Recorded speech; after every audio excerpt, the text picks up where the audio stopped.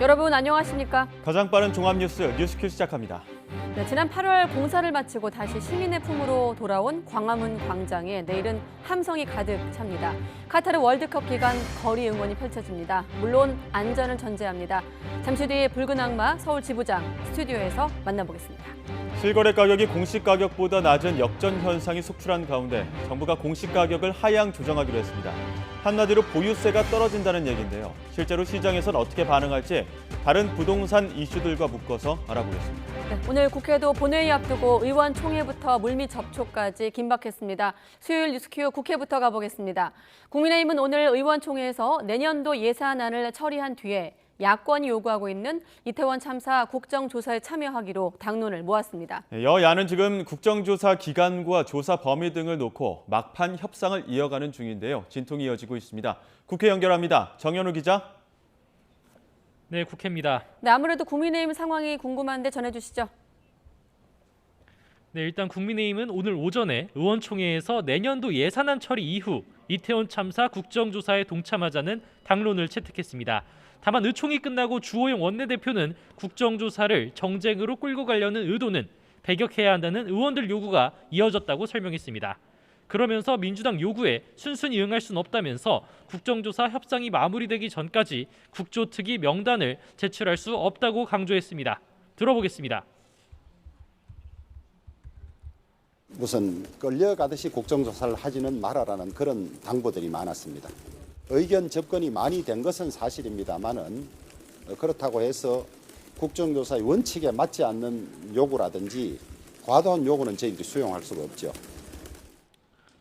이후 여야는 국정조사 범위 등을 놓고 협상을 이어가고 있는데 주호영 원내대표는 조금 전 기자들을 만나 합의에 이르기 상당히 어려운 상황이라고 말했습니다. 개인의 사생활 등을 침해해선 안 된다는 법 조항에도 불구하고 야당이 모든 자료를 제출받아야 한다고 요구하고 있는 데다 조사 기간도 애초 협의한 45일에서 30일 더 연장할 수 있게 해야 한다고 주장한다면서 이는 받아들일 수 없다고 선을 그었습니다. 네, 민주당은 내일 국회 본회의에서 국정조사 계획서 무조건 처리하겠다는 입장인데 서로 맞서고 있죠? 네, 일단 민주당은 내일 국회 본회의에서 국정조사 계획서를 처리하겠다는 입장을 계속해서 고수하고 있습니다. 이재명 대표도 조속한 국정조사를 원하는 국민 뜻을 거역하지 말라면서 정부와 여당을 압박했습니다. 들어보겠습니다. 근조 글씨조차 보이지 않도록 숨기라고 하는 애도와 위로조차 뒷전으로 미뤄뒀습니다. 이제 진상규명까지 방해한다면 결코 국민들이 용서하지 않을 것입니다. 본회의를 하루 앞둔 만큼 민주당은 국조계획서 최종안을 채택하기 위한 국정조사 특위회의를 오늘 열겠다는 방침이었습니다. 다만 여야 간 협상이 계속되고 있는 만큼 국민의힘이 특위 명단을 내고 참석할 가능성도 열어놓고 일단 회의 개최는 최대한 기다려보겠다는 방침입니다. 일단 민주당 관계자는 대통령실을 상대로 한 전격적인 국정조사에 여당이 부담을 느낄 수 있는 만큼 조사 범위는 조정해볼 수 있다고 밝혔습니다. 다만 이태원 참사와 직간접적으로 관련이 있는 대통령실 국정상황실은 반드시 포함돼야 한다며 마지노선을 정했습니다. 국조 범위 등을 놓고 접촉도 이어지고 있는 만큼 오늘 양측이 극적 합의에 이를 수 있을지가 주목됩니다. 지금까지 국회에서 전해드렸습니다. 이태원 참사 관련 입건된 피의자가 17명으로 늘어난 가운데 경찰청 특별수사본부는 내일 전 서울경찰청 정보부장을 불러서 조사할 계획입니다. 네, 특수본은 다음 주 일부 피의자에 대한 구속영장 신청도 검토하고 있습니다. 자세한 상황 취재기자 연결해 알아보겠습니다. 황보혜경 기자. 네, 경찰청 특별수사본부에 나와 있습니다. 네, 입건된 피의자가 대폭 늘었습니다. 현재 특수본 수사 전해주시죠. 네, 특수본이 현재까지 피의자 9명을 추가로 입건한 가운데 오늘은 용산경찰서 전 112 상황실장과 용산구 부구청장을 불러 조사하고 있습니다. 용산서 전 112 상황실장은 참사 당일 저녁 현장에 배치돼 근무했습니다.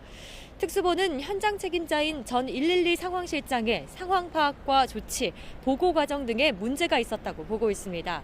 또 참사 이틀 전 박희영 구청장 대신 헬로윈 안전대책회의를 주재한 부구청장도 대책 수립이 미흡했던 거로 보고 피의자로 입건했습니다. 기동대 요청 여부를 놓고 서울경찰청과 용산경찰서 사이에 진실 공방이 벌어지고 있는 만큼 특수본은 참사 당일 경력 운용에 대해서도 들여다보고 있습니다. 이임재 전 용산서장은 서울청에 2차례 경비기동대를 요청했지만 받아들이지 않았다고 주장하는 거로 전해졌습니다. 특수본은 이 전 사장을 이번 주에 다시 불러 조사하고 관련 조사가 마무리되면 김광호 서울경찰청장도 부른다는 방침입니다. 네, 내일도 피의자 조사가 예정돼 있죠? 네, 특수본은 피의자로 전환된 박성민 전 서울경찰청 정보부장을 내일 불러 조사하기로 했습니다. 박 전 부장은 헬로윈 관련 정보 보고서를 삭제하라고 지시한 윗선으로 지목돼 왔습니다. 특수본은 박 전 부장을 증거인멸 교사 혐의로, 보고서 삭제에 가담한 용산서 정보과 직원은 증거인멸 혐의로 입건했습니다. 또 혐의를 전면 부인하고 있는 최성범 용산소방서장 등 한 차례 조사를 마친 피의자들도 이번 주에 다시 불러 조사할 예정입니다. 특수본은 다음 주 일부 피의자에 대한 구속영장 신청을 검토하고 있습니다. 지금까지 경찰청 특별수사본부에서 YTN 황보혜경입니다. 네, 내일 광화문 광장도 그렇습니다만은 이태원 참사 이후 안전사고에 대한 우려가 높아지면서 최근 경찰의 인파 관리를 위한 기동대 배치 요구가 쇄도하고 있습니다. 주말마다 도심 대규모 집회가 예정된 상황에서 지자체와 민간 단위에서도 기동대 배치 요구가 쏟아지면서 현장의 고충도 쌓여가고 있습니다. 송재인 기자의 보도입니다. 이태원 참사 책임규명 과정에서 가장 먼저 도마 위에 오른 건 당일 현장에 왜 경찰 기동대를 제대로 배치하지 않았느냐였습니다. 차량 통제와 흐름을 전담하는 교통기동대 인력 20명 외에 인파를 관리하는 경비기동대가 있었다면 결과가 달라졌을 수도 있다는 겁니다. 기동대를 왜 사전에 배치하지 않았습니까? 경찰 배치 인력 부족으로 인한 사고였는지 아니면 근본적으로 어떤 집회나 모임에 있어서 시정할 것이 있는지 살펴봐야 되겠다 하셨는데요. 지금도 같은 생각인지. 참사 이후 안전사고에 대한 우려가 커지면서 경찰의 기동대 배치를 요구하는 민원이 여기저기서 쏟아지고 있습니다. 서울경찰청 경비과 관계자는 참사 이후 민간 단위나 지자체 등에서 주최하는 행사에 기동대를 보내달라는 요구가 늘어났다고 밝혔습니다. 실제 지난 주말 서울 주요 대학의 논술, 면접 시험 현장에 이례적으로 경찰 기동대가 투입되기도 했습니다. 여기에 도심 마라톤과 자전거 대행진까지 지난 주말에만 2개 기동대 중대 인력 120여 명이 도심 곳곳에 배치됐습니다. 심지어 지역 단위 체육단 임원 선거 현장에 기동대를 보내달라고 요구한 지자체도 있었습니다. 곳곳에서 쇄도하는 기동대 배치 요청이 도심 대규모 집회가 열리는 주말과 대부분 겹치다 보니 현장의 한숨도 쌓이고 있습니다.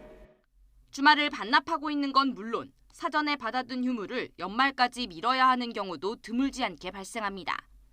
경찰 안에서는 원래 기피부서 1순위로 꼽히던 기동단 업무가 더 불어나면서 앞으로 인력 부족 사태가 더 생기는 건 아닐지 우려하고 있습니다. YTN 송재인입니다.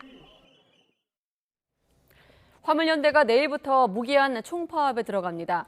화물연대 소속 조합원 2만 5천 명은 내일 오전 10시쯤 전국 16개 지역 본부에서 총파업 출정식을 열고 동시다발적 파업에 나섭니다. 이들은 올해로 시행이 끝나는 안전운임제를 지속 추진하고 품목을 확대해달라는 요구가 받아들여질 때까지 전국적으로 물류 운송을 거부할 계획입니다. 이에 따라 정부는 파업 기간 비상수송 차량 지원 등 긴급 대책을 마련하고 있고 화물연대 측의 불법적 운송 거부와 운송방해 행위엔 엄정 대응하겠다고 밝혔습니다. 주호영 국민의힘 원내대표는 화물연대가 내일부터 집단 운송 거부에 나서는 데 대해 법과 원칙에 따라 단호하게 대처해야 한다고 밝혔습니다. 주 원내대표는 오늘 아침 의원총회에서 노동계의 정당한 파업 집회는 보장돼야 하지만 정치투쟁, 불법 과격투쟁은 절대 용납할 수 없다며 이같이 말했습니다. 또 당정이 안전운임제 시행 시한을 3년 연장하겠다는 방침을 밝혔는데도 파업에 들어간다는 걸 보면 안전운임제는 핑계였을 뿐 이미 답이 정해진 정치 파업이라고 비판했습니다.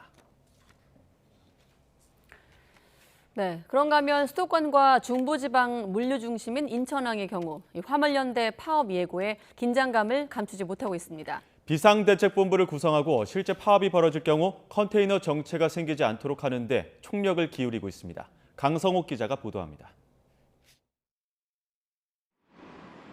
인천항에서는 4개 터미널에서 하루에 20피트짜리 10,000개의 컨테이너를 처리하고 있습니다.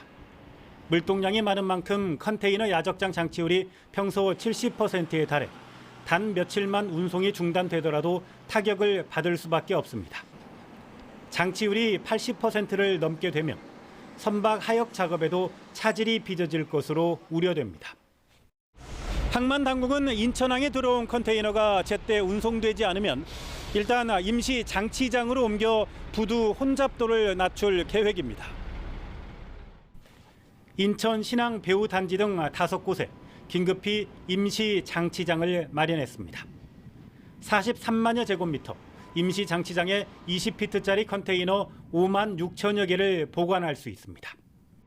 터미널 안에서만 컨테이너를 옮기는 이른바 번호판 없는 야득 트랙터가 컨테이너 야적장까지 임시로 운행할 수 있도록 관계 당국과 협의를 진행하고 있습니다. 항만 당국은 군 위탁 차량 등 비상 수송 차량도 적극적으로 확보하고 있습니다. 특히 화물연대가 임시 장치장으로 컨테이너를 옮기는 것을 방해하는 행위가 발생할 경우 경찰과 협조해 엄정 대처하기로 했습니다. YTN 강성욱입니다. 서울대병원 노조가 필수 인력 확충 등을 요구하며 오늘부터 사흘간 총파업에 돌입했습니다. 파업 출정식엔 조합원 3,900여 명 가운데 응급실과 중환자실 등 필수 유지 업무 인력을 제외한 병동과 원무, 진단검사 부서 등에서 1,100여 명이 참여했습니다. 서울대병원 노조는 정부의 공공기관 혁신 가이드라인에 따른 인력 감축에 반대하며 필수 인력 증원을 요구했고 서울대병원 영리 자회사 축소 등 의료 공공성을 강화하라고 요구했습니다. 모레로 예정된 학교 비정규직 총파업으로 학생 급식과 돌봄에 차질이 예고된 가운데 서울시 교육청이 파업 대책을 관내 학교에 전달했습니다. 시교육청은 파업 기간 식단을 간소화하거나 도시락 지참, 빵과 우유 등 급식 대용품 제공을 안내하도록 하고 돌봄은 교직원을 최대한 활용해 파업 피해를 최소화하겠다고 밝혔습니다. 앞서 전국 학교 비정규직 연대회의는 복리후생 분야에서 정규직과의 차별 해소를 요구하며 25일 하루 학교 급식과 돌봄 분야 교육 공무원 5만여 명이 참여하는 파업을 진행하겠다고 밝혔습니다. 윤석열 대통령은 오늘 오전 미국 테슬라, 스페이스X사의 CEO 일론 머스크와 화상 면담을 했습니다.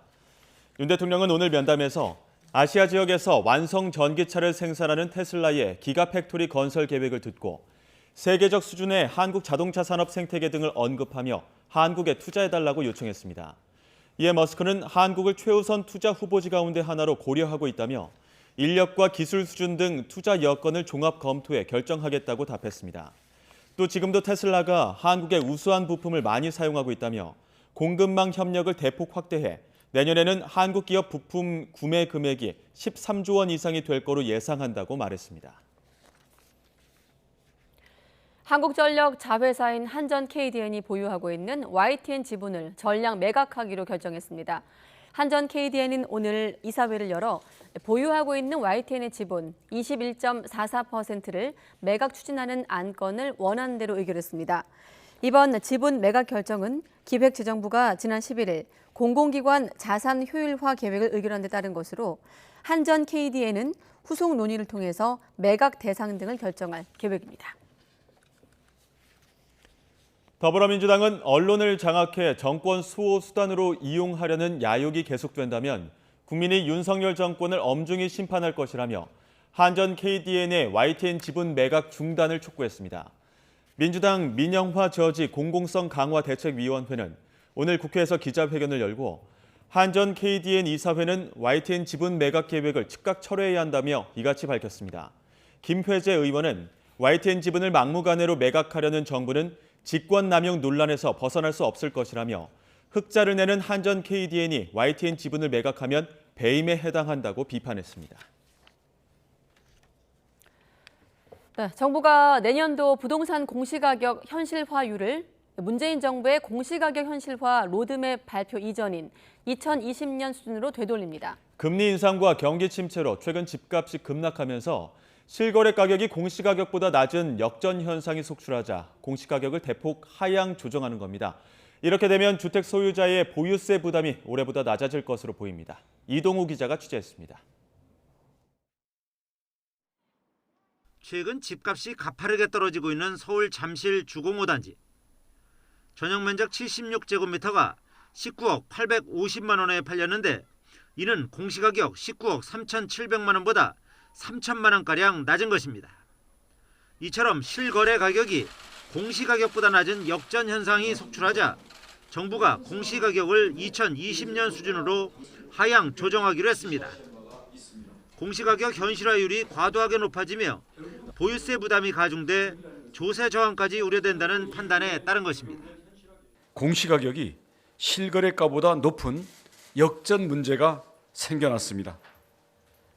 기존의 과도한 현실화 계획을 바탕으로 해서 산정된 공시가격 자체에 대한 국민의 신뢰와 수용성이 크게 떨어지고 있습니다.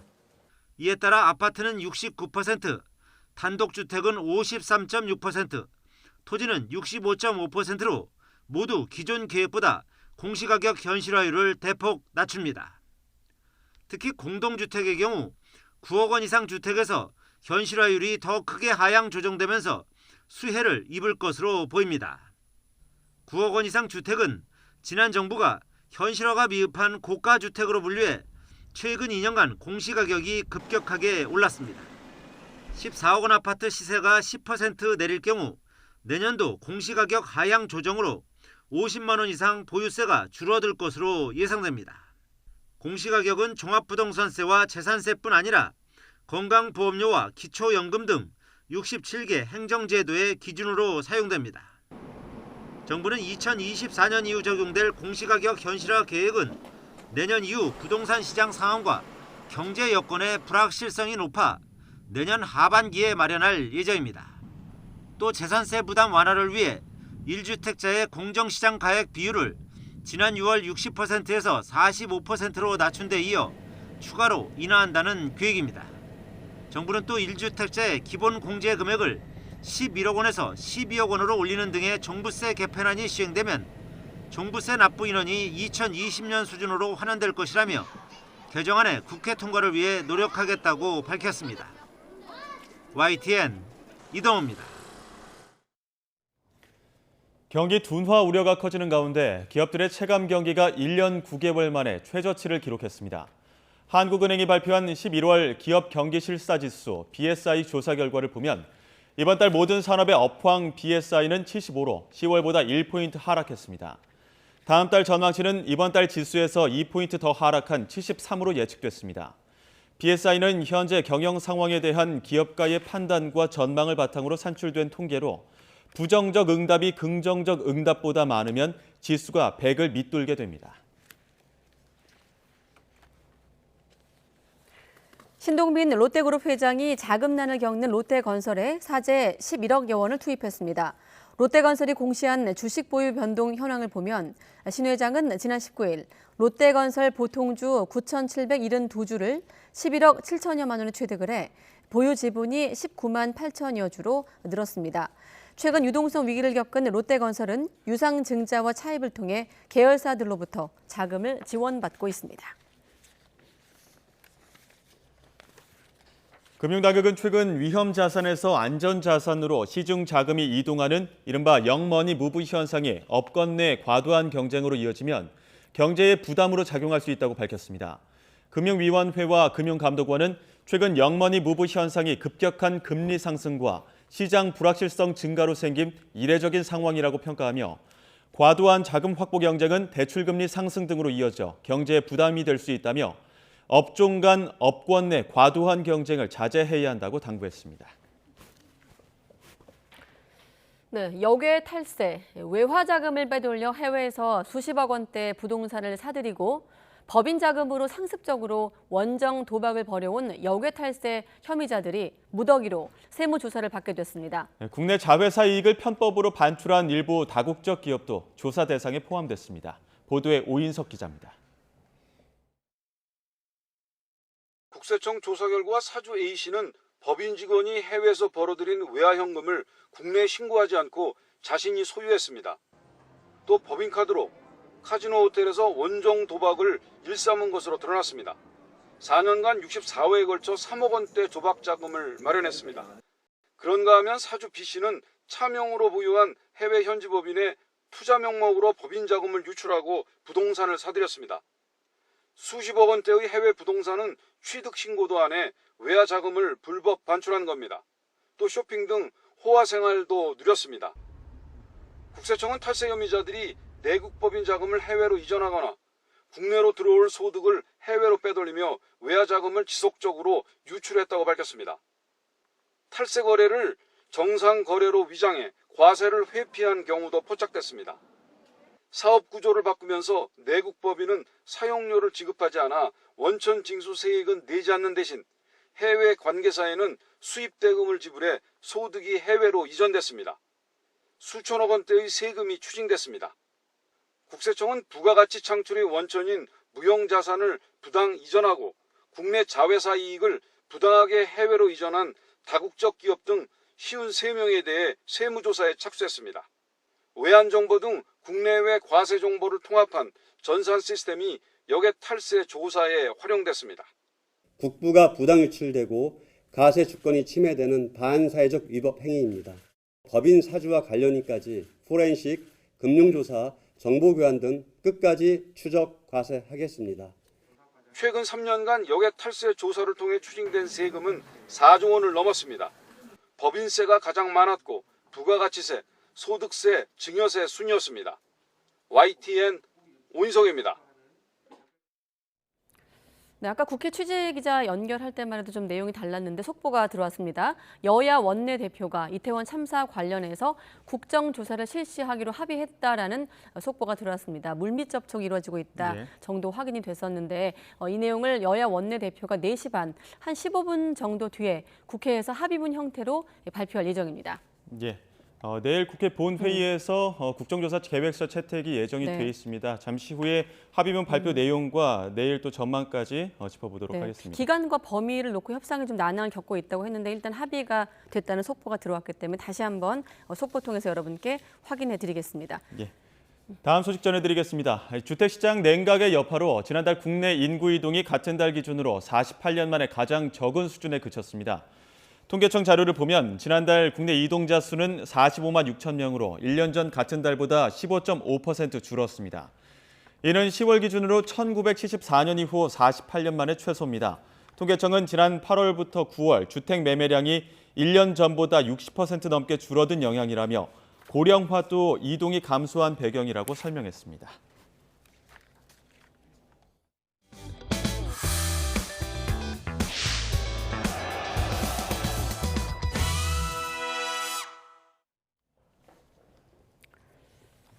네, 코로나19로 인한 피해가 커지고 있는 가운데 확진이 안 된 숨은 감염자 규모가 작지 않다는 지적도 나왔습니다. 네, 정부와 전문가들은 고위험군의 이가계량 백신 접종을 강력히 권고하고 접종 간격도 3개월로 단축했습니다. 취재기자 연결합니다. 김현아 기자. 네, 서해 2부입니다. 네, 그러니까 코로나19 유행 확산세가 통계치보다 심각할 수 있다는 지적이 나오고 있는 겁니까? 네, 먼저 오늘 신규 환자 수는 7만 명대로 일주일 전보다 3,700여 명 늘었습니다. 위중증 환자는 477명, 사망자는 53명인데 위중증 환자는 닷새째 400명대이자 2달여 만에 최다 수치고 사망자 수는 최근 40명에서 60명 사이를 오가며 피해가 커지고 있습니다. 특히 지난 여름엔 사망자가 이 정도 규모일 때 확진자는 10만 명을 훌쩍 넘었기 때문에 현재 통계에 잡히지 않는, 그러니까 증상이 가볍거나 의심 증세가 있어도 코로나19 검사를 하지 않고 넘어가는 숨은 감염자가 증가한 거로 보입니다. 네, 방역당국도 피해를 줄이기 위해서 대책을 또 내놨는데 백신 접종 기간을 단축했다고요? 네, 그렇습니다. 기존에는 백신 접종이나 코로나19 감염 이후 넉 달이 지나면 추가 접종 대상이 됐는데요. 이 기간을 석 달로 줄였습니다. 시간 흐름에 따른 면역 감소 효과 분석과 변이주 증가 상황, 국외 동향 등을 고려한 조치입니다. 더불어 기존 백신을 이용한 3, 4차 접종은 다음 달 17일부터 전면 중단하고 2가 백신 접종만 진행합니다. 개량 백신 접종 대상을 유럽처럼 12세 이상으로 확대하는 것도 검토하고 있습니다. 백신 신뢰성 제고에도 나섰는데요. 질병관리청은 전문가 브리핑을 열어 백신 관련 국민 질문에 일일이 답했고, 한덕수 국무총리도 2가 백신 이상 반응 신고율은 기존 백신의 10분의 1 수준이고 대부분 두통과 근육통 등으로 증상도 경미하다고 강조했습니다. 지금까지 사회 2부에서 YTN 김연아입니다. 중국의 코로나19 신규 감염자가 2만 8천 명을 넘어서 역대 최고치에 육박했습니다. 중국 방역당국은 어제 기준 신규 감염자가 2만 8,183명으로 집계됐다고 밝혔습니다. 이는 지난 4월 13일 상하이 도시 봉쇄 당시 기록한 중국의 역대 최고 감염자 수 2만 8,973명보다 불과 790명 적은 숫자입니다. 미국 정부가 인구 이동이 가장 많은 추수감사절과 연말 연휴를 앞두고 코로나19 백신에 대한 대대적인 접종 캠페인에 나섰습니다. 미 백악관은 연말까지 6주 동안 미국인들에게 코로나 개량 백신을 접종하도록 촉구하는 캠페인을 벌인다고 밝혔습니다. 특히 이번 캠페인은 미디어를 통해 접종 인식을 높이고 예방 접종을 쉽게 만들어 감염 취약계층의 노인을 비롯한 지역사회가 백신을 접종하도록 하는 데 초점이 맞춰져 있다고 설명했습니다. 세계보건기구 WHO가 세계 각국에서 유행하고 있는 원숭이 두창을 M두창으로 개명할 계획이라고 미국 매체 폴리티코가 보도했습니다. 이 매체는 3명의 소식통을 인용해 WHO가 이 병에 대한 낙인 효과를 없애기 위해 이름을 바꿀 계획이라고 전했습니다. 앞서 WHO는 올여름 공개 토론을 거쳐 원숭이 두창을 대체할 새 이름을 찾겠다고 밝혔습니다. 네, 아까 여야 합의 속보 이번에 국회 연결해서 현장 목소리로 한번 들어보겠습니다. 이태원 참사 국정조사 세부 내용을 놓고 협상을 이어왔던 여야가 최종 합의를 이뤘는데 현장 한번 가보겠습니다. 네, 국정조사 기간과 조사 네. 대상 등이 핵심 쟁점으로 남아 있었는데 네. 여야가 이견을 좁히면서 내일 본회의 처리가 순조롭게 진행될 것으로 보입니다. 네. 지금 보시는 현장은 곧 여야가 합의문을 발표하겠다고 밝혔었는데요. 합의문을 발표하는 현장 연결했습니다. 네, 주호영 국민의힘 원내대표 그리고 박홍근 더불어민주당 원내대표가 이제 합의문 형태로 이번 국정조사 관련해서 합의 내용을 발표할 예정인데, 네, 주호영 원내대표가 입장을 했습니다. 현장에. 네, 잠시 여야 인사들이 인사를 나누고 있고 착석을 하고 나서 네, 발표가 시작되면 바로 현장 음성으로 들어보겠습니다. 네, 이태원 참사 국정조사 여야 최종 타결 속보 현장을 통해서 확인하고 계십니다. 아마 박홍근 원내대표가 먼저 발표를 할 것 같은데 들어보시죠. 예, 더불어민주당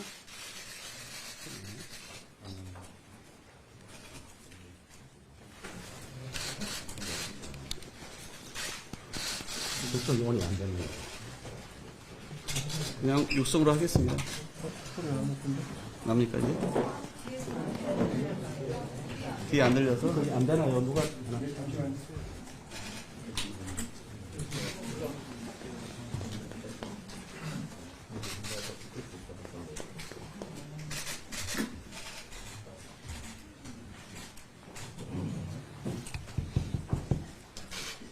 드릴까?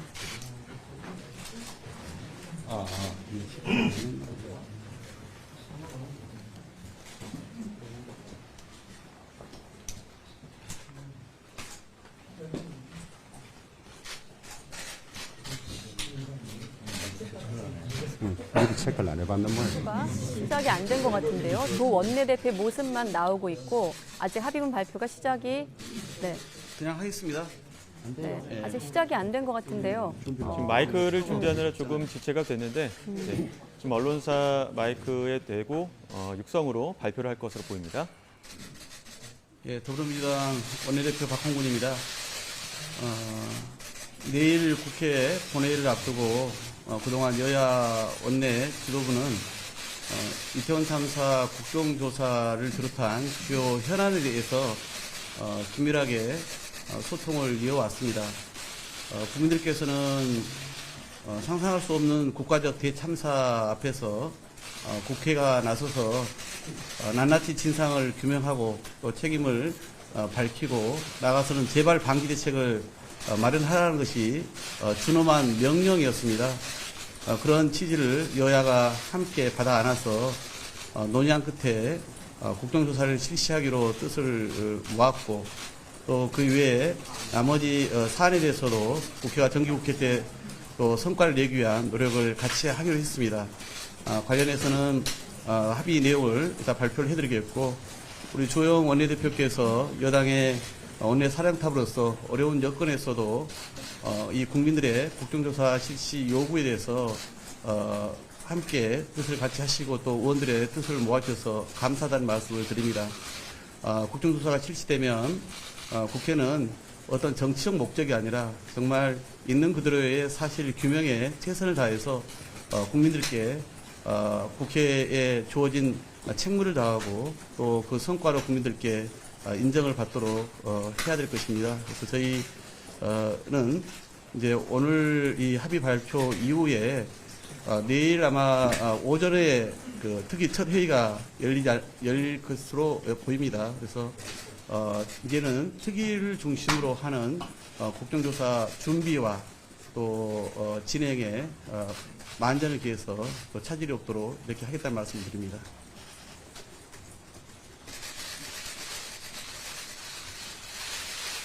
(156명이나) 되는 젊은 생명들이 조금만 준비하고 노력했더라면 피할 수 있는 그런 사고 때문에 목숨을 잃었습니다.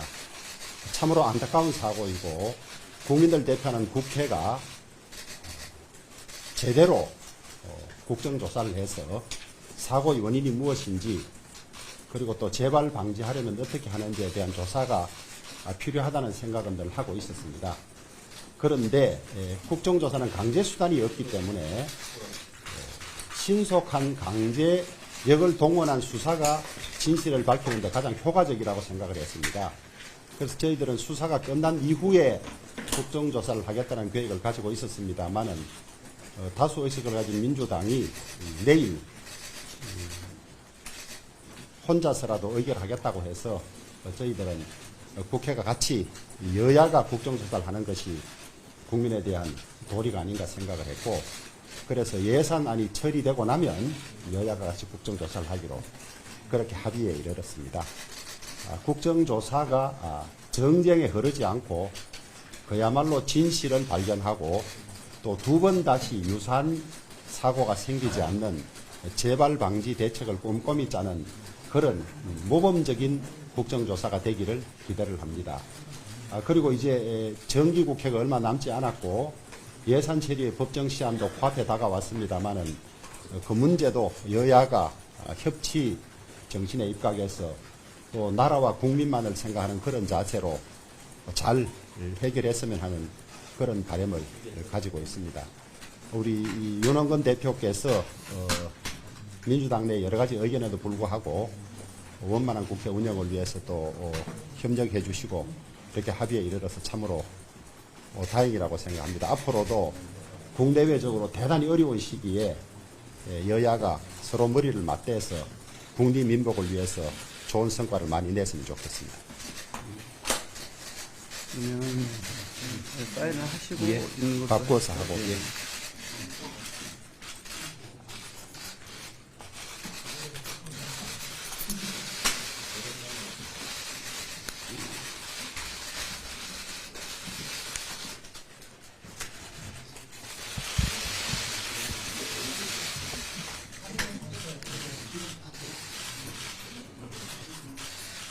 네, 지금은 여야 원내대표가 서명을 하고 있는데요. 아마 합의문 낭독도 이어질 예정입니다. 저희가 합의사항, 합의문을 저와 조영 원내대표가 좀 번갈아가면서 읽도록 하겠습니다. 합의문, 더불어민주당과 국민의힘은 다음과 같이 합의한다. 1. 국회는 용산 이태원 참사 진상규명과 재발 방지를 위한 국정조사를 실시한다.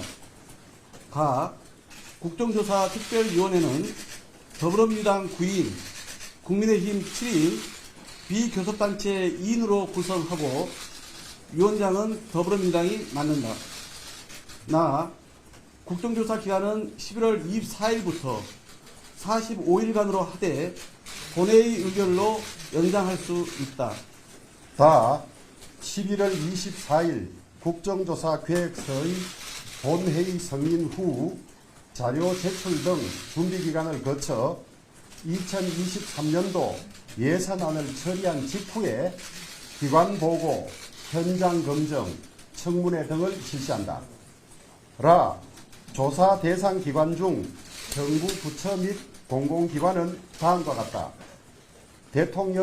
대통령실 국정상황실, 국가안보실 국가위기관리센터, 국무총리실, 행정안전부, 중앙응급의료상황실을 포함한 보건복지부, 대검찰청, 경찰청, 소방청, 서울특별시, 서울특별시 용산구, 서울경찰청, 서울용산경찰서, 서울종합방재센터, 서울소방재난본부, 서울용산소방서, 서울교통공사, 기타 위원회가 특별히 필요하다고 인정하여 의결로 정하는 기관.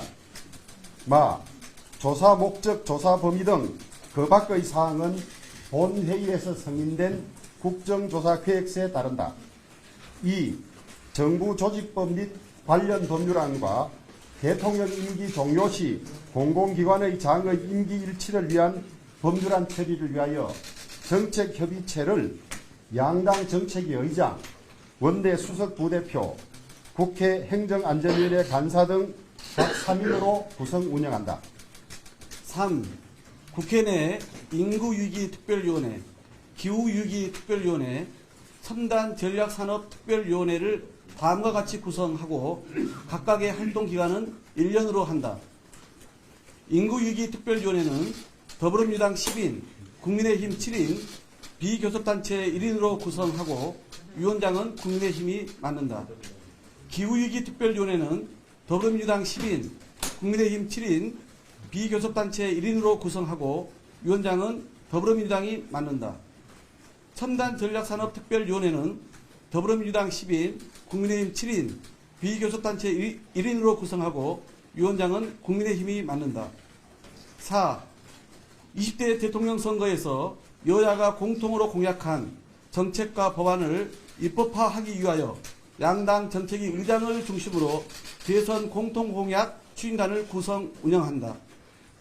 2022년 11월 23일 더불어민주당 원내대표 박홍근, 국민의힘 원내대표 주호영. 가까이 좀 오십시오.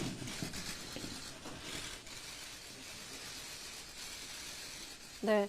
이태원 참사에 대한 진상규명 또 재발 방지에 대한 사회적 목소리가 높은 상황에서 여야가 지금 화면에서처럼 국정조사에 합의했다는 속보를 현장을 통해서 확인했습니다. 좀 내용이 많긴 합니다만 몇 가지만 요약해드리면 일단 특위위원장은 더불어민주당이 맡고 사실 그 대통령실을 대상에 포함할지를 놓고 좀 신경전이 있었는데 대통령실을 포함해서 조사 대상 기관도 합의를 했다는 내용까지 확인을 했습니다. 네, 오늘 합의 발표 이후에 내일 오전 특위 첫 회의가 열릴 것으로 보이고요. 국정조사는 11월 24일부터 45일간 본회의 의결로 연장될 예정입니다. 보다 자세한 소식은 이어지는 뉴스에 다시 한번 기자 연결해서 들어보도록 하겠습니다. 한 가지 덧붙이면 이제 아마 내일 열릴 본회의에서 양측 합의로 수정된 국정조사 계획안이 상정되고 의결될 예정입니다. 이 내용은 정치부 취재기자가 또 정리하고 있기 때문에 다시 한번 다음 뉴스에서 여러분께 알려드리겠습니다. 네, 다음 소식 전해드리겠습니다. 경찰은 내일 서울 광화문 등 전국에서 열리는 카타르 월드컵 거리 응원 현장에 기동대와 특공대를 투입해 인파 관리에 나섭니다. 경찰청은 서울 광화문 광장에 8개 기동대를 배치하고 경찰 특공대도 투입해 폭발물 검색 등 테러에도 대응하겠다고 밝혔습니다. 특히 이태원 참사 이후 높아진 인파 밀집 우려를 감안해 행사장 구역별로 출입구를 다르게 배치하고 뒷풀이 인파가 몰릴 수 있는 주변 유흥가에도 기동대를 배치할 계획입니다. 경찰은 내일 광화문 광장 15,000명, 수원 월드컵 경기장 2만 명 등 전국에서 4만 명이 거리 응원에 나설 것으로 보고 있습니다. 네, 이렇게 이태원 참사로 취소가 됐던 월드컵 거리 응원 우여곡절 끝에 다시 열리게 됐습니다. 네, 우리 대표팀의 첫 경기가 있는 내일 저녁 광화문 광장에서 열립니다. 네, 하지만 대규모 인파 밀집에 대한 우려의 시선은 여전한데요. 무엇보다 중요한 안전 대책 어떻게 준비했는지 축구대표팀 응원단 붉은 악마 조호태 지부장과 함께 이야기 나눠보겠습니다. 어서 오십시오. 네. 안녕하십니까. 사실 이렇게 빨간색 붉은 악마 티셔츠도 좀 오랜만에 보는 것 같습니다. 사실 뭐 앞서 저희 마침 또 국회 현장도 보셨고 관련 뉴스를 접하다 보니 좀 고민도 많으셨을 것 같은데 어떻습니까 지금 현재? 네. 네, 뭐 저희가 처음에 이제 광화문에서 길거리 응원을 다시 하기로 한 부분까지 저희 과정도 내부적으로 정말 많은 고민과 그리고 이제 국민들의 반응 그런 것도 많이 생각을 했었고요. 이제 그러다가 정말 참사나 이런 부분을 어떻게 극복을 하고 어떻게 위로를 하고 어떻게 극복을 하면은 우리 국민들이 다시 한번 자부심을 가질 수 있을지 그런 생각을 많이 해서 어렵게 다시 길거리 응원을 해보자 이제 생각했습니다. 원래 한 차례 취소가 됐다가 뭐 다시 심의를 거치면서 일부 허가가 된 상황인데 오늘부터 무대도 설치하고 있습니다. 어떤 좀 안전 대책들을 준비하고 계십니까? 무대는 24일 그러니까 밤 12시부터 지금 설치할 예정이고요. 네, 안전 대책으로 하면은 아무래도 이제 많은 그 시민들이 오실 예정이라서 섹터별로 이제 펜스로 이제 구획을 좀 세분해서 이제 나눠놓고 있고요. 그리고 뭐 각 섹터마다 뭐 최대 인원이 100명이라고 하면은 거기에 최대 인원을 다 착석시키는 게 아니고 뭐 80명, 90명 뭐 그 정도로 해서 이제 입장하는 데에도 이제 안전 관리 요원들이 배치돼서 인원 제한을 두면서 조금 넓게 이제 여유 있는 공간으로 길거리 응원을 준비를 하고 있습니다. 네, 워낙에도 안전에 대한 관심이 높은 상황에서 사전 조치에 대해 고민이 많으셨을 것 같은데 관할구청의 종로구고 여기에 안전관리 계획안을 냈다가 대책이 좀 미흡하다고 한번 이제 거부당했고 다시 한번 내용을 보완해서 냈다고 들었거든요. 요거는 이제 승인이 난 건가요? 예, 그거는 어저께 오후에 이제 회의를 다시 열어서요. 그리고 오전에 저희가 다시 서류를 내서 그 부분 조건부로 이제 승인을 받았습니다. 그러면 그 보완된 어떤 안전 대책은 어떤 게 포함된 건가요? 예, 뭐 발전차라든지 그런 전광판이나 이런 부분을 이제 가동을 하려고 하면 전기가 필요한데 뭐 그런 이동 동선 그리고 이제 인파가 많으면 도로를 통제하게 되는데 이제 그 안쪽에서 이제 위급 사항이나 응급 사항이 발생하게 되면 소방차나 경찰차들이 이제 통행할 수 있는 응급 통행로 같은 이제 확보를 좀 이제 좀 잘 해달라. 그래서 뭐 그런 부분도 보완을 했습니다. 예, 어느 정도 인파가 몰릴 것으로 예상하시는지 일각에서는 겨울이기도 하고 또 뭐 예상보다는 좀 적을 것이라는 의견도 있습니다만 또 한편으로는 코로나 이후의 거리 응원이다 보니까 갑작스럽게 인파가 몰릴 것이라는 예상도 있는데 이런 두 부분에 대해서는 혹시 좀 대비책 같은 것을 마련하고 계십니까? 네, 저희가 이제 계획서상 이제 8,000에서 10,000명 정도로 예상을 했고요. 그리고 지금 현재 광화문 광장 안에만 한 11,000명 정도가 이제 수용을 할 수 있는 그런 규모입니다. 그래서 아무래도 지금 너무 이슈화가 되어 있고 그리고 손흥민 선수라든지 여러 가지 문제나 변수가 있기 때문에 정확한 인원은 모르겠지만 그 수용할 수 있는 인원을 벗어나도 시라든지 경찰이라든지 소방에서 도와주셔갖고 인접해 있는 도로를 이제 시간대별로 점점 이제 확장을 해서 거기서도 이제 관람하실 수 있게끔 준비를 하고 있습니다. 네, 지난번 이제 사고 이후 군중 밀집도에 대한 관심, 어떤 경각심이 높아지면서 인파 통제에 사실 인력이 필요하고 적지 않은 인력이 필요한 것으로 알고 있는데 지금 소방 당국 말씀하셨는데 좀 더 연장해서 경찰이나 소방 당국과도 좀 긴밀하게 협조가 이루어지고 있던가요? 지금 현재 저희가 이제 서울시에서 광화문 사용 허가가 나고 나서부터는 시라든지 소방이라든지 경찰이라든지 종로구라든지 관계 기관에서 많이 도와주시고 있고요. 아무래도 안전이 가장 큰 이슈니까 2번, 3번 그리고 되게 꼼꼼하게 이제 회의도 진행을 하고 있는 중입니다. 광화문 광장의 그 응원 전이나 후에도 사람들이 꽤 많이 몰리지 않겠습니까? 특히나 후에는 뭐 희망사항이지만 이기고 나면은 또 응원하시는 분들의 어떤 함성이나 아니면은 몰리는 부분들도 많을 텐데 이런 부분에 대해서도 혹시 준비한 게 있습니까? 지금 현재 광화문 광장을 전체로 쓰기 때문에 지하철역이 이제 세 군데가 있습니다. 뭐 남쪽으로는 광화문역, 그리고 북측 왼쪽으로는 경복궁역, 오른쪽에는 안국역이 있어서요. 좀 이제 신나시고 이긴 다음에 신나시고 그래도 이제 귀가하시는 방향에 대해서는 저희가 이제 안전 요원들 및 경찰들을 배치를 해서 네. 이제 동선을 이제 분산을 시킬 거고요. 그리고 또 특히나 위험한 게 지하철 출입구나 그런 부분이 좀 위험하기 때문에 네. 그 부분에도 안전 요원들을 배치를 해서요. 이렇게 인파가 몰리지 않도록 그런 계획을 다 세우고 있습니다. 네. 예. 아무래도 안전이 좀 전제된 다음에 질문 드려야 할 것 같아서 네네. 일단 안전 문제를 먼저 아, 짚어드렸고 아무래도 지금 뭐 어제 또 그제 경기 이후 좀 축구에 대한 열기가 높아진 건 사실이거든요. 네네. 그렇다 보니 또 우리 경기가 있는 내일도 주목되고 있고 거리 응원까지 좀 기다리는 분들도 계실 텐데 네. 현장에서 일단 그 거리 응원에 대한 소개와 함께 네. 당부 말씀까지 함께 포함해서 질문 드릴게요. 알겠습니다. 원래 축구 경기나 이런 건 경기장에서 저희가 이제 같이 네. 일반 관중분들이랑 응원을 하고 하는데 네. 외국에서 열리는 경기 같은 경우는 경기장을 저희가 직접 갈 수가 없잖아요. 예. 네, 그래서 이제 대형 스크린이 준비되어 있는 그런 길거리에서 저희가 일반 시민분들이랑 응원을 하고요.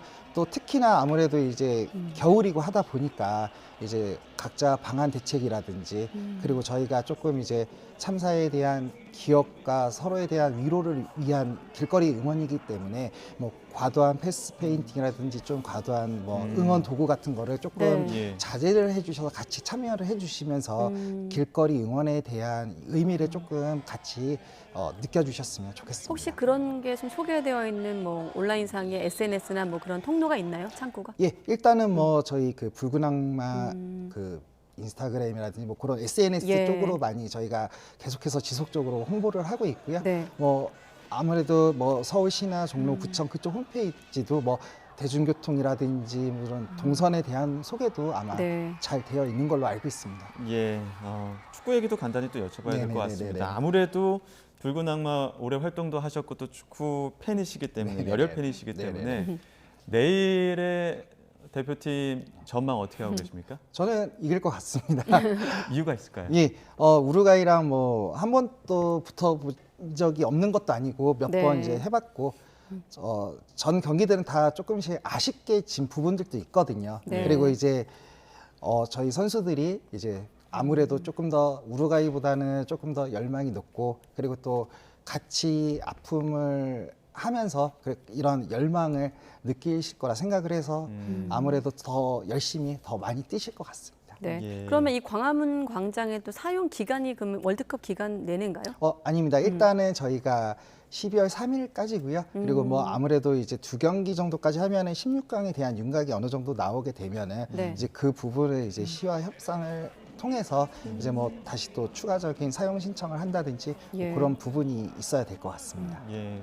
연장이 좀 됐으면 좋겠네요. 지금 좀 16강 올라가서 광화문 광장을 다시 한번 또 쓸 수 있는 그런 예. 상황이 됐으면 아무래도 좋겠는데. 2002년 예. 20주년이니까 더도 말고 덜도 말고 딱 그때까지 간 만큼만 네. 더 갔으면 뭐 좋겠습니다. 실례지만 우리 지부장님은 2002년도에 어떤 자리에서 응원하셨는지는 제가 연배를 몰라서 모르겠습니다만 네네네네. 혹시 그때와 물론 그 사이에도 거리 응원은 있었습니다만 2002년과 2022년의 응원에 좀 달라진 점 혹시 뭐 구호가 새로 등장하거나 그런 건 없습니까? 구호가 뭐 새롭게 바뀌거나 그런 거는 많이 없고요. 네. 일단은 저희가 월드컵 때마다 대표팀을 응원하는 슬로건들이 이제 국민 공모를 예. 통해서 이제 조금씩 바뀌거든요. 예. 이제 이번 월드컵 같은 경우에는 더 뜨겁게 더 레즈라는 이제 응원 구호예요. 뭐냐면 네. 이번이 첫 중동 월드컵이고 하다 보니까 그곳이 덥잖아요. 그래서 그것보다 더 뜨겁고 더 붉게 우리가 응원을 하자. 이제 그런 생각으로 그렇게 응원 구호를 만들었습니다. 그럼 여전히 대표 응원 구호는 자막에서처럼 대한민국 우리가 알고 있는 그 응원 구호입니까? 네네 맞습니다. 대한민국은 가장 전 세계적이고 가장 한국적인 응원 구호고요. 네. 그리고 가장 쉽게 시민분들이 따라할 수 있는 그런 구호라 생각을 합니다. 네, 알겠습니다. 아무래도 여러 상징성을 갖고 있는 광화문 광장 부디 안전하게 응원해서 기왕이면 승리의 함성이 좀 번져 나왔으면 좋겠습니다. 네, 지금까지 붉은 악마 조호태 서울 지부장이었습니다. 고맙습니다. 감사합니다.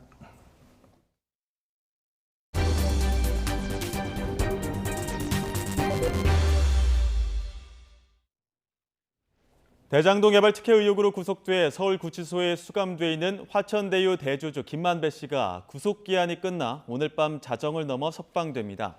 김 씨는 석방을 앞둔 오늘 기자단의 입장문을 보내 재판에 성실히 임하겠다며 여러모로 송구하다고 했는데 다만 언론과는 따로 인터뷰하지 않겠다고 덧붙였습니다. 앞서 석방된 유동규 전 성남도시개발공사 기획본부장과 남욱 변호사가 잇따라 폭로전에 나선 상황이어서 김 씨가 어떤 발언을 이어갈지 관심이 쏠리고 있습니다. 군사정권 시절 학생운동을 하던 대학생들을 강제로 입대시키고 이른바 프락치 활동까지 시키는 공작 사건이 수시로 이루어졌는데요.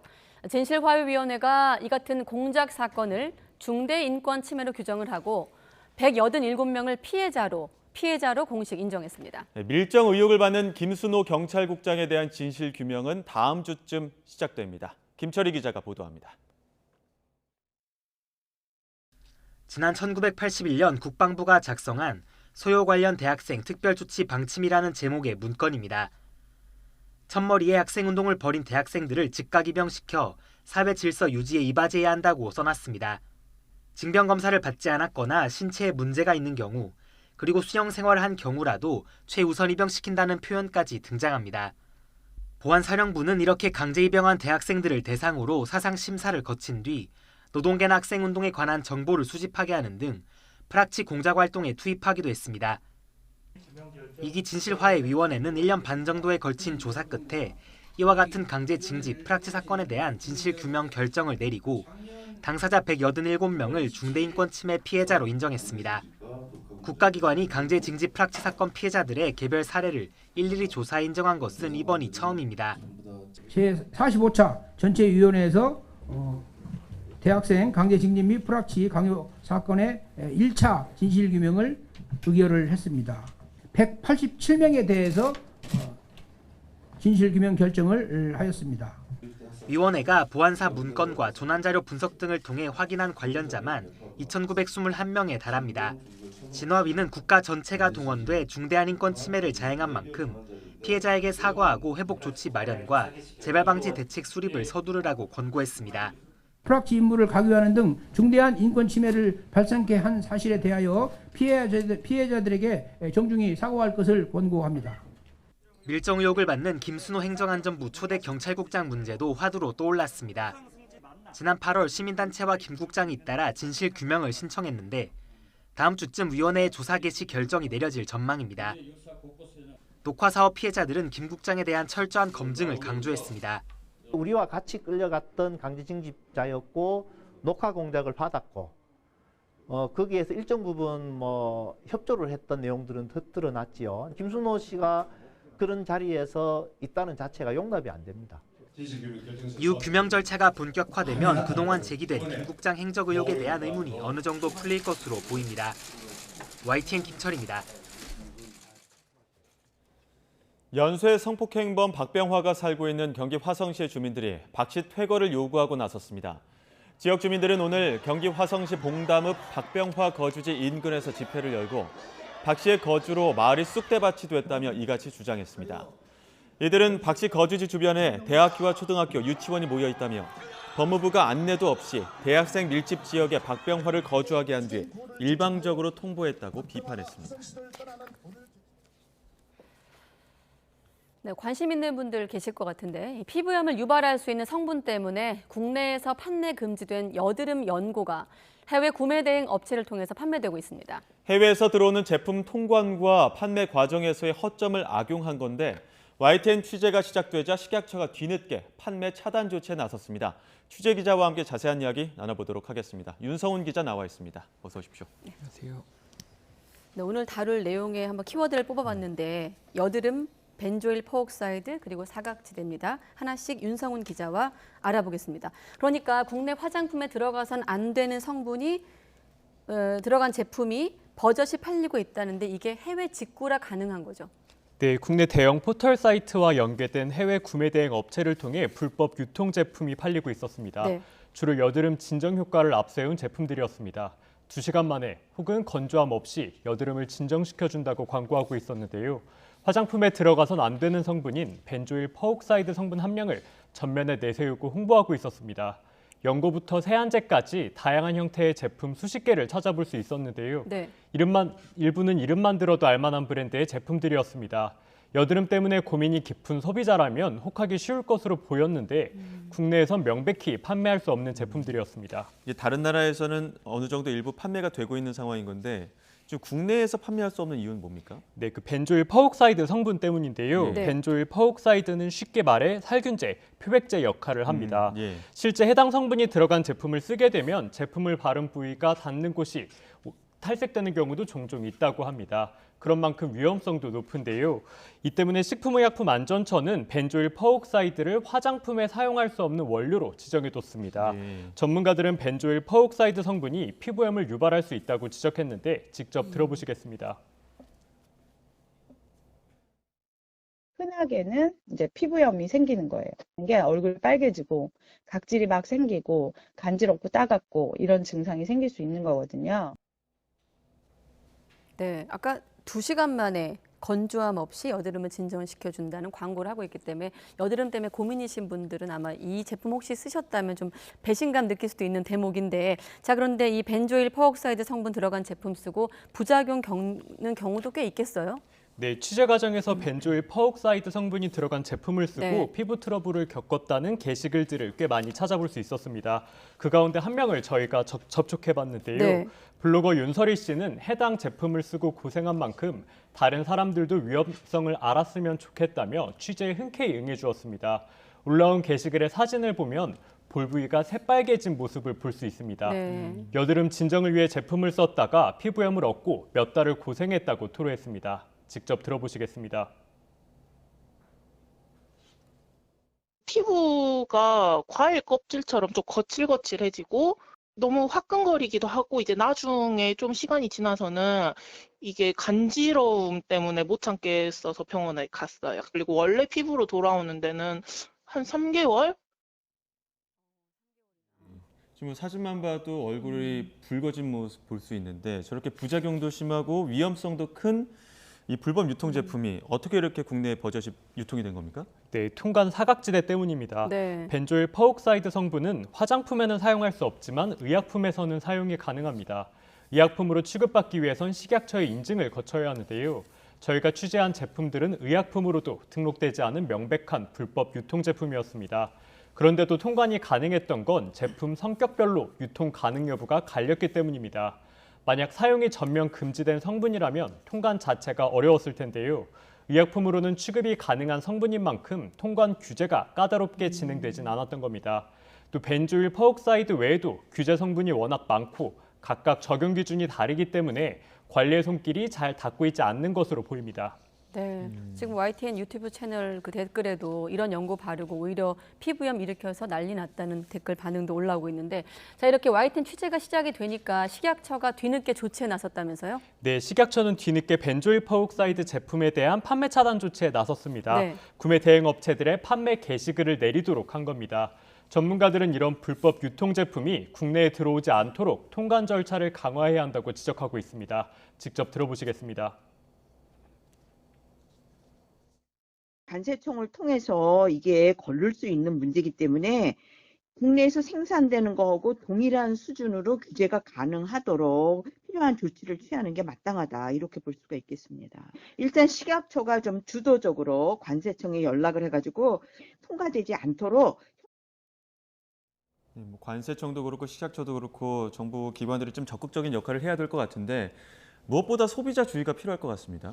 네, 해외 직구 혹은 해외 구매 대행 업체를 통해 제품을 구매하는 소비자가 네. 빠르게 늘어나고 있습니다.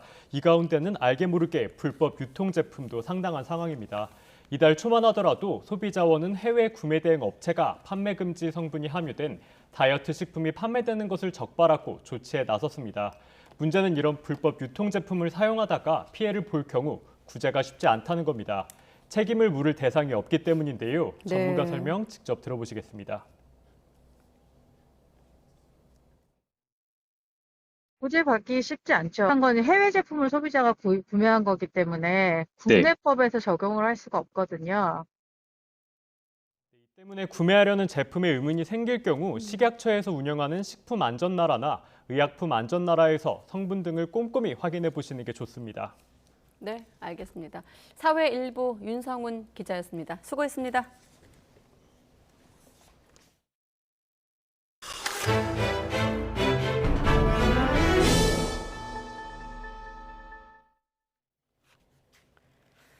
네, 한국은행이 내일 올해 마지막 금융통화위원회를 열고 기준금리를 결정합니다. 인상은 하되 한 단계만 올리는 긴축 속도 조절 전망이 우세한 가운데 금리 인상의 최종 목적지가 어디쯤일지로도 관심이 쏠리고 있습니다. 김지선 기자가 보도합니다. 위원 7명이 한자리에 모여 기준금리를 결정하는 한국은행 금융통화위원회. 앞서 인상을 결정한 4차례 회의는 모두 만장일치였지만 지난 10월 급격한 금리 인상에 대한 우려가 제기되며 의견이 갈렸습니다. 국내외 경제 사정이 녹록지 않은 만큼 내일 열리는 금융통화위원회도 만장일치는 어려울 수 있습니다. 현재로서는 한 단계 0.25%포인트만 올리는 베이비 스텝 전망이 우세하지만 한미 금리 차가 더 벌어져 달러 가격을 다시 높일 수 있는 건 부담 요인입니다. 실제로 금융투자협회가 실시한 전문가 조사에서 인상 의견이 유력한 가운데 응답자의 70%는 0.25%포인트 인상을 전망했지만 0.5%포인트 인상을 예상하는 의견도 29%였습니다. 25피 금리 인상을 예상을 하고 있습니다. 긴축 내지는 물가 안정을 목표로 진행되고 있다는 부분들을 상기시키기 위해서라도 소수 의견이 한 분 정도 나오시지 않겠냐라고 예상을 하고 있습니다. 0.5%포인트 인상 가능성이 높지만 경기 둔화 가능성이 높아지고 있고 채권 시장 불안도 해소되고 있지 않음을 감안해서 0.25%포인트 인상을 주장하는 소수 의견이 제기될 가능성이 있습니다. 기준금리와 함께 한국은행이 밝힐 경제 전망에도 관심이 쏠립니다. 지난 8월에 2.1%로 예상했던 내년도 경제 성장률을 얼마나 낮추게 될지가 관건입니다. 내년에 경제 성장률을 갖다가 다 2% 아래로 지금 전망한 기관들이 많이 있거든요. 그렇기 때문에 뭐 한국은행들 당연히 이제 최근의 자료들을 이용해서 업데이트를 하면 당연히 떨어질 것으로. 심각한 경기 침체 국면이 전망될 경우 최종 금리 수준도 예상보다 높지 않을 수 있습니다. 현재 시장이 예상하는 기준금리 최종 수준은 3.5에서 3.75% 정도인데 내년 상반기 4차례 열릴 금통위에서 한두 차례 소폭 인상에 그칠 거란 전망에 힘이 실리는 겁니다. 다만 미국의 긴축 기조가 장기화할 경우 벌어지는 한미 금리 차를 마냥 두고 볼 수만은 없어 최종 기준금리 전망이 예상치를 웃돌 가능성도 배제할 수는 없어 보입니다. YTN 김지선입니다. 20대 이란 여성이 히잡을 제대로 안 썼다는 이유로 구금된 이후 의문의 죽음을 맞이하자 여기에 항의하는 반정부 시위가 2달째 이어지고 있습니다. 하지만 이란 정부의 강경 대응으로 이란 내 사망자가 300명을 넘어섰다면서 유엔이 우려를 표명하고 나섰습니다. 김세호 기자의 보도입니다. 이란 이슬람 공화국 초대 지도자 호메니의 생가로 추정되는 건물에 시위대가 불을 지르는 영상입니다. 지하철 역내에서는 정부에 항의하는 시민들의 목소리가 이어지는가 하면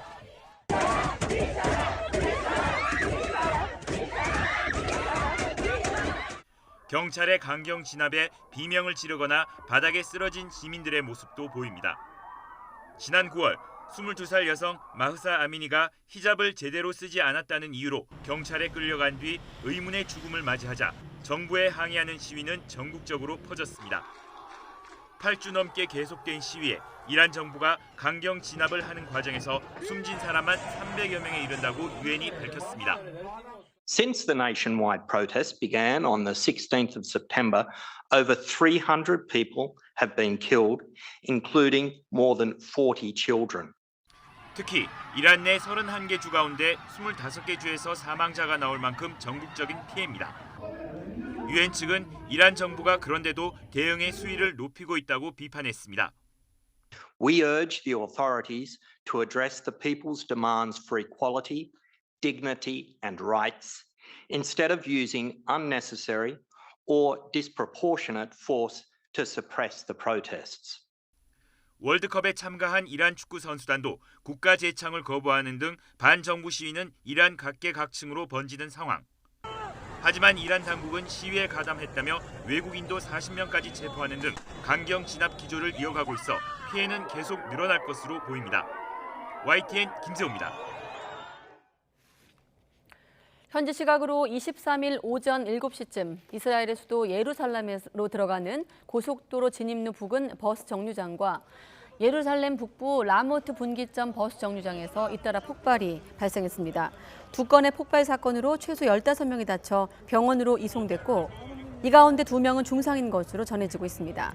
폭발 당시 버스 정류장에 의심스러운 가방이 놓여 있다는 목격자 진술에 따라 경찰은 관련성을 조사하고 있습니다.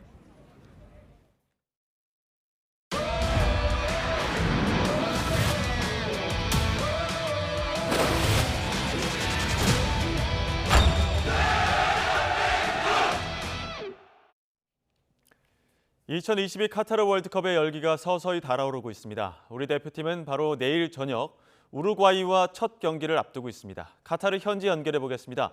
허재원 기자. 네, 카타르 도하입니다. 네, 경기 전날이기 때문에 우리 대표팀 더욱 분주한 하루를 보내게 되죠. 네, 저는 지금 내일 우리나라와 우루과이의 경기가 열릴 에듀케이션 시티 스타디움 앞에 나왔습니다. 지금 이곳 시간이 오전 11시를 조금 넘긴 시간인데요. 오전 10시부터 시작된 우리 대표팀의 공식 훈련이 이제 거의 마무리됐습니다. 잠시 뒤에 열릴 공식 기자회견에는 벤투 감독과 미드필더 정우영 선수가 참석합니다. 오후에는 별다른 스케줄 없이 내일 우루과이전에 대비한 컨디션 조절에 집중한다는 계획입니다. 어제는 허벅지 부상 중인 황희찬 선수를 제외한 전원이 예정된 훈련을 소화했는데요. 황희찬은 허벅지 뒤쪽 근육에 통증이 있는데 좀처럼 상태가 좋아지지 않아서 우루과이전 출전은 어려워 보입니다. 반면 함께 재활 중이었던 수비수 김진수 선수는 이제 정상 컨디션을 회복했습니다. 8년 전 브라질, 4년 전 러시아 월드컵에서 모두 부상으로 출전하지 못했던 김진수 선수인데요. 이번에는 2전 3기 끝에 꿈에 그리던 월드컵 본선 무대 데뷔를 앞두고 있습니다. 네, 어제 사우디아라비아가 우승 후보 아르헨티나를 꺾는 대이변이 일어났기 때문에 현지 분위기도 뜨거울 것 같은데 어떻습니까? 네, 정말 아무도 예상하지 못했던 결과였습니다. 이곳 카타르 도하 시내에는 사우디아라비아 국기를 들고 환호성을 내지르는 팬들을 곳곳에서 볼 수 있었습니다. 이란과 카타르 등 아시아 국가들이 힘없이 무너지는 모습만 보다가 사우디아라비아가 승리하는 모습을 보자 이곳의 분위기는 더욱 뜨거워지고 있는데요. 우리 대표팀에게도 분명 긍정적인 영향이 있습니다. 어제 기자회견에 참석한 김진수, 손준호 선수 모두 우리에게도 큰 동기부여가 될 거라고 의미를 부여했는데요. 함께 들어보시죠. 축구라는 스포츠가 강팀이 또 질 수 있는 경기도 있고 약팀이 또 경기를 이기는 경기도 있기 때문에 저희한테 같은 아시아 국가로서 사우디가 이긴 거에 있어 저희한테도 희망이 당연히 있다고 생각을 하고 있고요. 경기를 임하는 자세나 경기를 뛰면서 정말 선수들이 간절함이랑 이기고 싶어하는 마음이 큰 것 같다는 느낌을 받았고요. 사우디가 이긴 게 좀 저희 선수들한테 동기부여가 더 되지 않나 그렇게 생각하고 있습니다. 어제 사우디아라비아가 이기면서 오늘 일본과 독일 그리고 내일 우리나라와 우루과이의 경기는 이곳에서 더욱 큰 관심을 받고 있습니다. 우리나라뿐만 아니라 모든 아시아 국가의 선전을 기원합니다. 카타르 도하에서 YTN 허재원입니다. 네, 현지 분위기 전해드린 것처럼 사우디아라비아가 아르헨티나를 꺾는 대이변으로 열기는 더욱 뜨거워지고 있습니다. 승리의 기쁨에 사우디는 임시 공휴일을 선포했습니다. 보도에 이지은 기자입니다. 강력한 우승 후보 아르헨티나가 사우디아라비아에 역전패했습니다. 전반 10분 메시가 페널티킥으로 선제골을 기록했지만 사우디는 후반 2골을 내리넣으며 경기를 뒤집었습니다. 아르헨티나의 막판 공세에도 사우디 선수들은 투지를 불태우며 승리를 지켜냈습니다. 새로 도입된 오프사이드 판독 시스템에 아르헨티나는 전반에만 3골이 무효가 됐습니다. 자신의 마지막 월드컵 첫 경기 패배에 메시는 망연자실했고 짜릿한 승리에 사우디는 열광했습니다.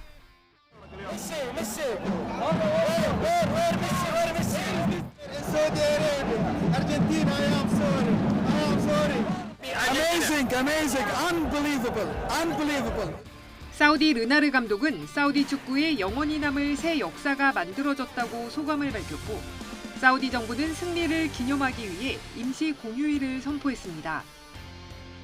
폴란드의 득점기계 레반도프스키는 멕시코 골키퍼 오초아의 선방에 페널티킥을 실패했습니다. 월드컵 2연패를 노리는 프랑스는 벤제마의 빈자리를 채운 지루의 멀티골과 은바페의 활약으로 호주를 대파하며 기분 좋게 출발했습니다. YTN 이지은입니다. 이번 월드컵에서는 각종 차별에 반대하는 뜻을 담은 무지개 경계령이 내려진 상태입니다. 피파도 제재 규정을 내놓자 미국 정부는 공개 비판했습니다. 보도에 김상우 기자입니다. 카타르 월드컵 경기장 안전 요원들은 테러 등에 대한 경계와 함께 각종 무지개색 모양의 착용을 막는 것까지 신경을 쓰는 분위기입니다. 미국 CBS 방송 등에서 활동하는 축구 전문 언론인 그랜트 월은 트위터를 통해 안전요원이 자신이 입은 무지개 티셔츠가 정치적 복장이라 허용되지 않는다며 경기장에 입장시켜주지 않았다고 주장했습니다. 앞서 국제축구연맹 피파는 성소수자를 지지하는 의미가 강한 무지개 완장에 대해 선수들에게 착용 시 벌금이 아닌 옐로카드를 주는 등의 사실상 금지 방침을 밝혔습니다. 이로 인해 당초 벌금을 감수하며 착용을 밝힌 잉글랜드와 독일 주장인 해리 케인과 마누엘 노이어 등은 피파의 이 같은 강력 제재에 포기할 수밖에 없었습니다.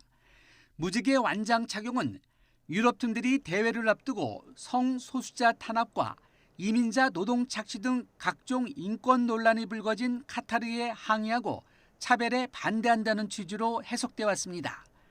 미국 정부는 무지개색 관련 착용에 대한 피파의 제재에 공개 비판에 나섰습니다. It's always concerning from my perspective when we see any restrictions on freedom of expression. It's especially so when the expression is for diversity and for inclusion. 피파는 무지개 완장의 대의는 존중하지만 스포츠가 정치로부터 자유로워야 한다는 원칙을 갖고 있어 정치적으로 해석될 수 있는 장신구의 착용과 세리머니 등을 제한해왔다며 관련 규칙을 제시했습니다. 하지만 피파는 지난 21일 열린 잉글랜드와 이란의 경기에서 영국 TV 중계 해설자 앨리스 스콧이 무지개 완장을 착용하고 카메라 앞에 나선 것까지는 막지 못했습니다. YTN 김상호입니다. 내일도 예년 기온을 웃돌며 큰 추위 없겠습니다. 내일 서울의 한낮 기온은 15도로 오늘과 비슷해 선선하겠는데요. 다만 일교차가 계속해서 크게 벌어지겠습니다. 겉옷으로 체온 조절 잘 해주셔야겠습니다. 내일도 전국이 대체로 맑겠지만 아침까지 내륙에는 서리가 내리는 곳이 있겠고요. 오전까지는 안개도 짙게 끼겠습니다. 또 대기가 정체되면서 서쪽 지방을 중심으로는 초미세먼지 농도까지 짙게 나타나겠습니다. 내일 아침 기온은 오늘보다 2도에서 많게는 6도가량이 내려가겠는데요. 내일 서울의 아침 기온은 5도, 대전은 4도, 대구는 6도, 울산은 8도로 출발하겠고요. 낮 기온은 오늘과 비슷해서 선선하게 느껴지겠습니다. 내일 서울의 한낮 기온은 15도, 대전은 16도, 대구와 울산은 17도, 부산은 18도를 보이겠습니다. 금요일 밤에는 수도권과 영서지방에 다음 주 초반에는 전국에 비가 내리겠고요. 이후 본격적인 초겨울 추위가 찾아오겠습니다. 지금까지 날씨 정보였습니다. 가장 빠른 종합뉴스 뉴스큐 마치겠습니다. 이어서 이브닝 뉴스가 방송됩니다. 시청해주신 여러분 고맙습니다.